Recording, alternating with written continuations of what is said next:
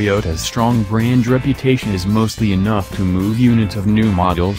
No matter how good, or bad, a new Camry is, there will always be someone who will buy it on name recognition alone.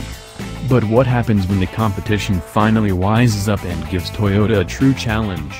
Toyota's dominance in the market has spawned compliancy, causing the Camry to become a humdrum, middle-of-the-pack type of car, until now. Other car manufacturers have wised up, and the Camry's competition has never been stronger. Toyota can no longer just show up and compete on name recognition alone, which is why it made such a bold statement with the new 2018 Camry XSE. It seems obvious for an automaker to improve with each new generation, but the 2018 Camry feels more than just an incremental step in the right direction. I spent my week with the 2018 Camry XSE, the sportiest, and most expensive, of the non-hybrid Camry models. The XSE trim starts at exactly $29,000 for the 2.5-liter four-cylinder with 203 horsepower and 184 pounds-to-foot of torque. My loaded tester model came with the optional 3.5-liter V6 at a cost of nearly $6,000. This may seem like a lot to spend on an engine upgrade, but the Camry's refreshed V6 engine now produces 301 horsepower and 276 pounds-to-foot of torque. Just let that sink in, a new Camry has more power than a Mustang GT from 10 years ago. While other automakers have switched to turbocharged four-cylinder engines, Toyota has kept it old school with a low-tech V6. Automakers have inundated us with horsepower in recent years, yet it's still hard to believe Toyota is selling a Camry with more than 300 horsepower. Thanks to the enormous power in the new, smooth-shifting, 8-speed automatic transmission, the Camry XSE hits 60 miles per hour in just 5.8 seconds.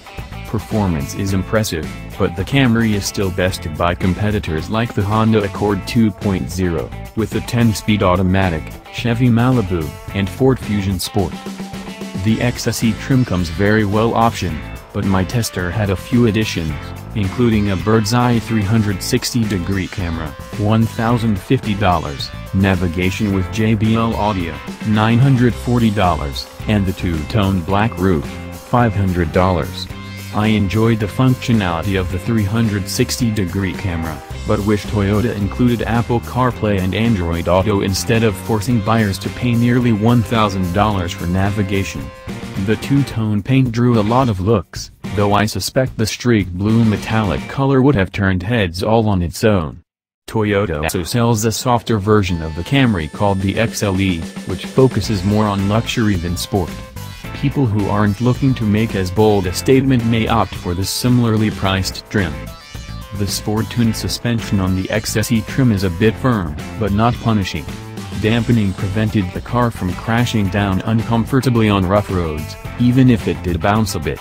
I would describe the ride comfort as less than ideal for a grandparent who is trading in their old Camry, but perfect for a young Corolla owner looking for a sporty upgrade.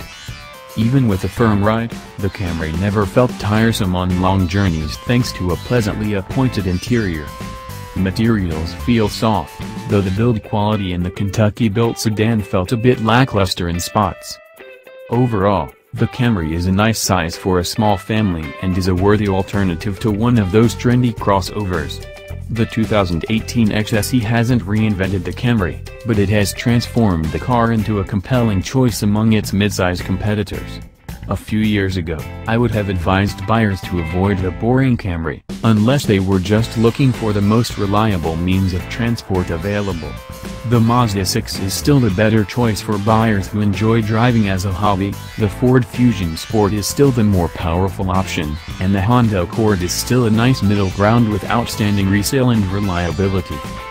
Thanks for watching and don't forget to subscribe.